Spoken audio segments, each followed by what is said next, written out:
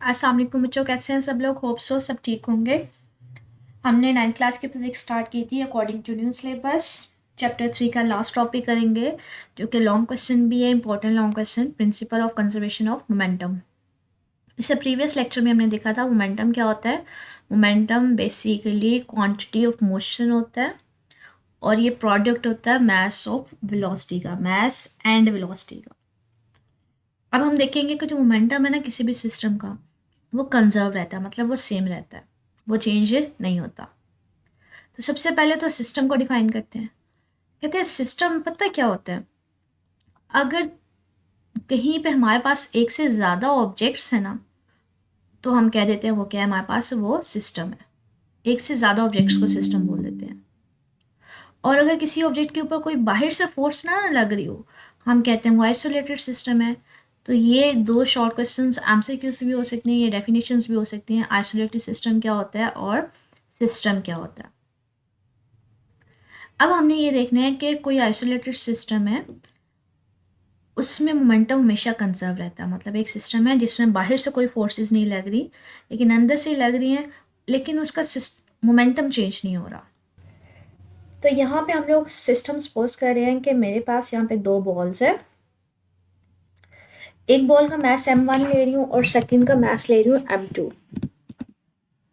और मैं सपोज कर रही हूँ कि जो m1 है ना वो v1 स्पीड के साथ, वेलोसिटी के साथ आगे की तरफ जा रहा है, और ये जो स्पीड है ये v2 है m2 की, और दोनों एक ही डायरेक्शन में मूव ऑन कर रहे हैं।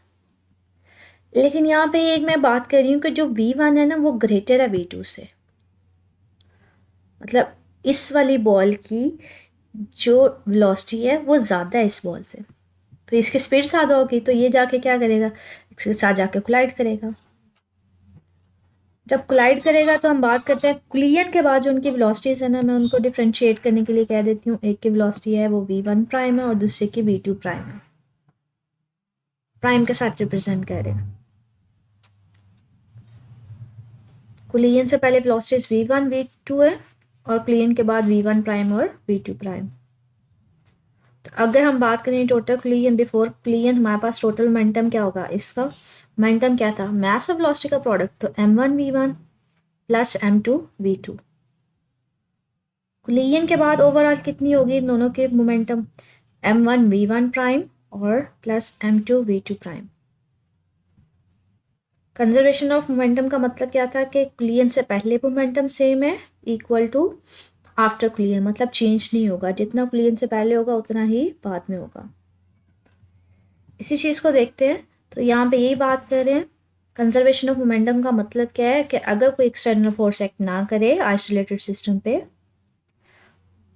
तो जितना मोमेंटम पहले होता है उतना ही बाद में होता है। फाइनल मोमेंटम किसके इक्वल होता है, इनिशियल मोमेंटम के। तो इसी क्वेश्चन को लिखा हुआ है, बिफोर कोलिजन पहले कितना मोमेंटम था, आफ्टर कोलिजन कोलिजन के बाद कितना था।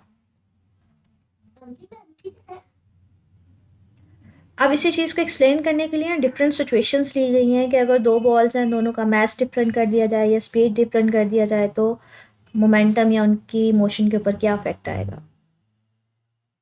तो सबसे पहले तो यहाँ पे एक सिचुएशन ली है, कहते हैं कंसीडर करें कि कोलिजन हो रही है दो बॉल्स के दरमियान और उनमें हमारे पास ट्रांसफर ऑफ मोमेंटम होगा।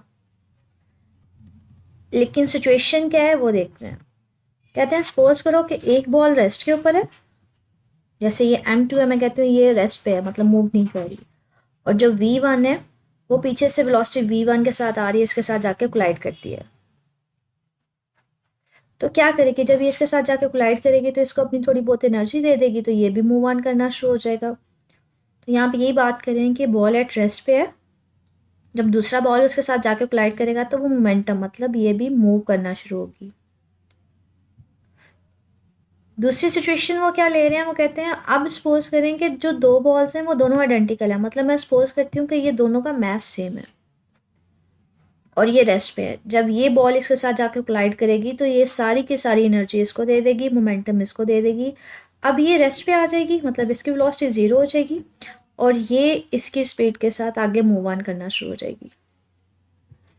तो यहाँ पे यही बात करें कि जो स्ट्राइकिंग बॉल है वो रेस्ट पे आ जाएगी और दूसरी बॉल उसकी स्पीड के साथ मूव करेगी कोलिजन के बाद।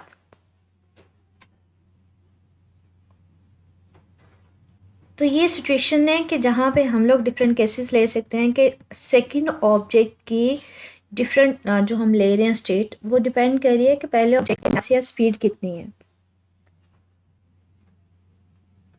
ओवरऑल हमारे पास जो मोमेंटम होगा दोनों ऑब्जेक्ट्स का वो कंजर्व रहेगा, वो चेंज नहीं होगा। एक से दूसरे में ज़रूर ट्रांसफ़र हो सकता है लेकिन ओवरऑल सेम रहता है। कहते हैं ये जो कंजर्वेशन ऑफ मोमेंटम है ये मैक्रो ऑब्जेक्ट्स के लिए सिर्फ नहीं है, ये बल्कि माइक्रो के लिए भी है। मतलब बड़े बड़े ऑब्जेक्ट्स के लिए नहीं है बल्कि ये जो शॉर्ट से ऑब्जेक्ट्स होते हैं उनके लिए भी है। तो एक ऑब्जेक्ट से दूसरे ऑब्जेक्ट में मोमेंटम ट्रांसफ़र ज़रूर हो सकता है लेकिन ओवरऑल मोमेंटम दोनों ऑब्जेक्ट्स का कोलिजन से पहले और कोलिजन के बाद सेम रहेगा।